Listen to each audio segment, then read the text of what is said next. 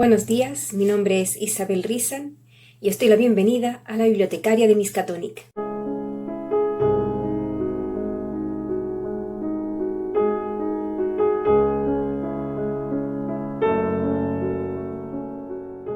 Buenos días, ratoncillos y ratoncillas, gracias por estar aquí un día más, en un vídeo más. Gracias a los nuevos suscriptores, a los que siempre estáis ahí, a los que me dejáis los likes, los comentarios y hacéis la visualización completa del vídeo. Muchísimas gracias. Sin mucho más que añadir, nos vamos con el autor que traigo hoy.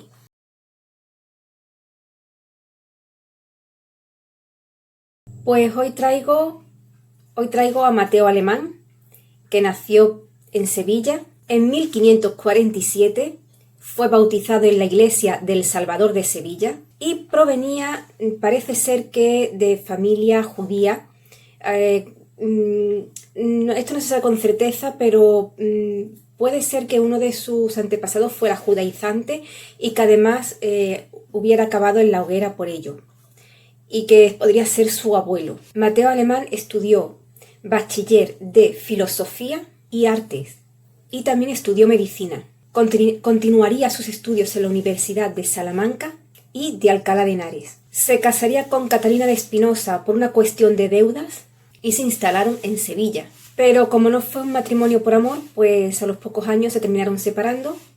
Mateo Alemán además tenía un amante con la que tuvo 2 hijos y con 55 años se iría con ella y con estos 2 hijos a México. Antes de pasar a América, pues aquí en Sevilla fue recaudador de impuestos como Cervantes y juez visitador. En 1567, pues este hombre se hizo hermano de la Hermandad del Silencio en Sevilla y posteriormente llegaría a ser hermano mayor de esta cofradía. Posteriormente se matricularía en leyes en la Universidad de Sevilla. Al igual que Cervantes, pues terminaría en la cárcel de Sevilla con esposas, y se sabe que habló con su mujer para que pagara una fianza para que pudiera andar libremente sin esposas por la cárcel. Como estuvo en la cárcel y además tuvo contactos dentro, él conoció la vida de muchos galeotes, de sus circunstancias, de por qué estaban allí, y esto al final hizo que tuviera la idea de escribir su Guzmán de Alfarache, que es lo que traigo hoy. Pues al viaje que hizo a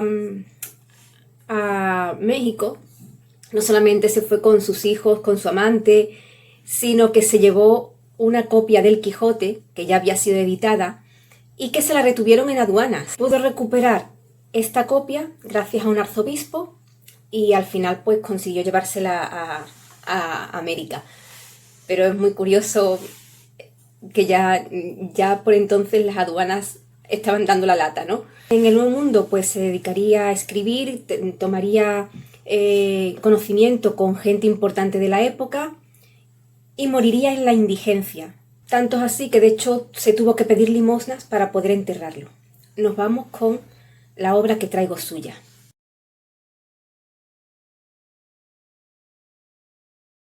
Bueno, pues hoy traigo a Guzmán de Alfarache. No tengo el libro porque por problemas personales pues no puedo subir escaleras ahora mismo. Tengo que sacar libros, no puedo hacer ese esfuerzo, con lo cual lo veréis por aquí o por aquí. Y bueno, pues de lo que trata es de un joven, Guzmán, que es fruto de un adulterio y pues se queda huérfano y pobre.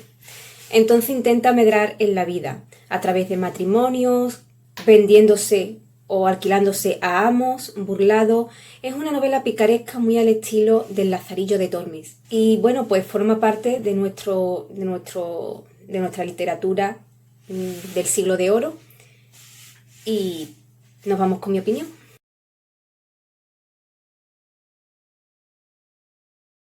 Bueno, pues recuerdo todavía cuando lo leí que me llamó muchísimo la atención porque me reí muchísimo con el libro, pero también me indigné muchísimo. La novela picaresca no es uno de mis estilos favoritos, pero sí es cierto que aún nos queda muchísima picaresca a los españoles. y se refleja muy bien en esta literatura. Además, son novelas que son con las que mejor se pueden aprender cómo se vivía antiguamente, cómo era la vida aquí en España antiguamente, porque se ve desde el punto de vista no desde los señores, sino desde el pueblo llano, cómo vivían los más desfavorecidos, lo difícil que era la vida aquí. Es decir, son libros que serían nuestra propia vida si hubiéramos vivido en aquella época, nuestros usos, nuestras costumbres, porque la mayoría de nosotros no íbamos a ser señores, íbamos a ser del pueblo llano, de la gente de a pie, y es así como tendríamos que vivir, como los desfavorecidos. Ni siquiera había una clase, ni siquiera perteneceríamos seguramente a una clase media. Y quizás por eso este libro me dio en su momento una de cal y otra de arena, ¿no? Ya que estamos en una época tan mala, realmente cuando miras atrás, miras estos libros, estos documentos históricos, porque al final son novelas, pero son documentos históricos también, pues uno se da cuenta de que las cosas tampoco han cambiado tanto. Es decir, hoy se dice que si la juventud, que bueno, yo no estoy de acuerdo con esto, hay juventud y hay juventud, pero es que en aquella época también se decía que la juventud estaba echada a perder. Y ya incluso en aquellas épocas de crisis había incluso metrosexuales. Y es así, no se dice con esta palabra, pero es así como se los presenta. Que además eran mirados como cuando empezaron aquí los metrosexuales, pues allí empezaron también así, estaban muy mal mirados, con esa mezcla de desprecio y cachondeo porque se cuidaban excesivamente. Y bueno, la otra cara es que eso me ha hecho gracia todo esto, pero también la otra cara es que realmente no hemos aprendido nada. Los españoles no terminamos de aprender, porque no es que hayamos tenido una guerra civil, es que hemos tenido varias guerras civiles en España y tampoco hemos aprendido nada de las crisis. Es decir, el ser humano no aprende. Yo me di cuenta durante el COVID, me llevé una desilusión con nosotros, con el género humano. Yo pensábamos que íbamos a salir mucho mejores de la crisis del COVID. Realmente hubo un momento en que lo pensé y hemos salido peor. Estamos muy enfadados con todo desde el COVID. Tenemos muchísimo resentimiento, tenemos muchísima ira acumulada y se nota. No intentamos hacer nada por mejorar las cosas, por hacer nuestro entorno más agradable. Desconfiamos de todos. Tanto como se aplaudía a los médicos, y la semana pasada han salido casos de agresión a los sanitarios. ¿De qué sirvió todo? Pues recordando esto, cuando leí este libro también recuerdo que pensé en todo esto, en que no hemos aprendido absolutamente nada. El ser humano no aprende, por eso no avanzamos como deberíamos avanzar. Avanzamos en cosas que son necesarias, sí, pero en humanidad no avanzamos. Mateo Alemán, por la boca de su personaje, te habla como podría hablarte un abuelo, dándote consejos. Y quizá, aunque a mí me gustó, estas sean las partes más duras de leer del libro, porque son las más arduas, son muy moralistas.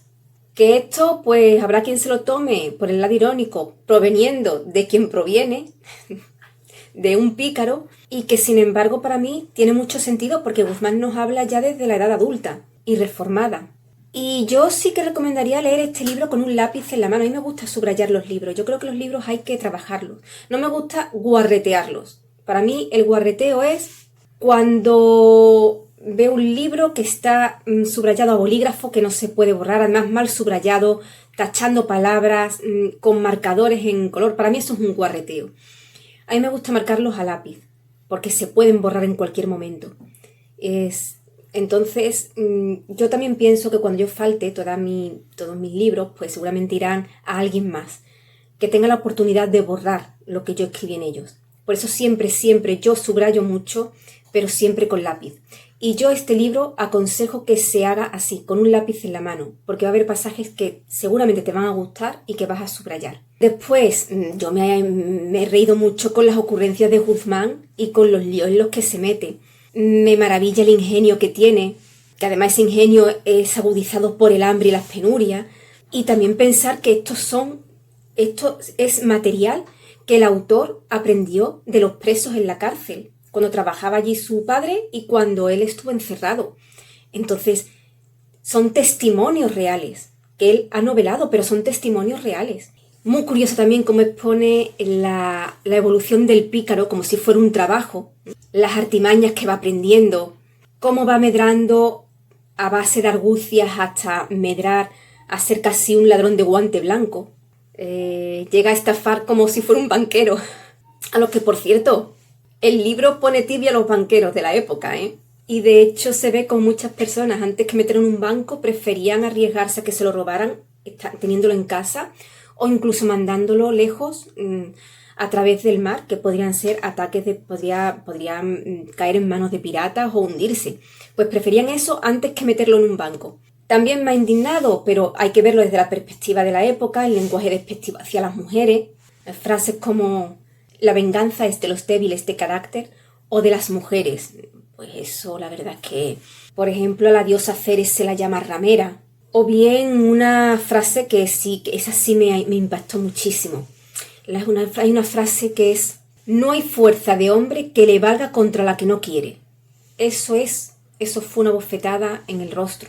Porque además hace una referencia a los acosos de los hombres hacia las mujeres, ¿no? Entonces, bueno, es duro de leer. Así que este es el libro que os recomiendo. Merece la pena leerlo. Vais a aprender de la lectura, vais a disfrutarla. Y además os va a llevar de viaje porque os vais a pasear por Italia con un personaje como es Guzmán de Alfarache, que os va a enseñar los sitios donde vosotros seguramente nos meteríais en aquella época, pues él os lo va a enseñar y os va a encantar, de verdad que sí.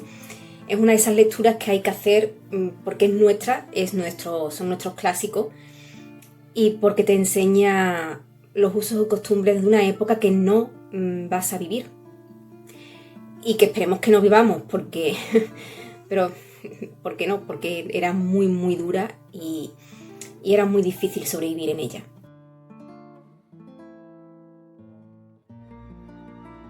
Bueno, pues mirad, el Guzmán de Alfarache tuvo tanta repercusión socialmente que se tradujo al italiano, al francés, al inglés, al alemán e incluso al latín. Al igual que pasó con el Quijote, le salieron secuelas apócrifas. De hecho, tenemos el Guzmán de Alfarache de Mateo Luchán Saavedra. Curioso que el segundo apellido sea como el de Cervantes, ¿no? Y que se atribuye a Juan Martí. Y además le salieron imitaciones, como por ejemplo El Guitón de Onofre. Es decir, fue un bestseller de la época y bueno, pues merece la pena ser leído, ya os lo he dicho. Así que si lo habéis leído o si pensáis hacerlo o cuando lo hagáis, dejadme en los comentarios. Me interesa vuestra opinión.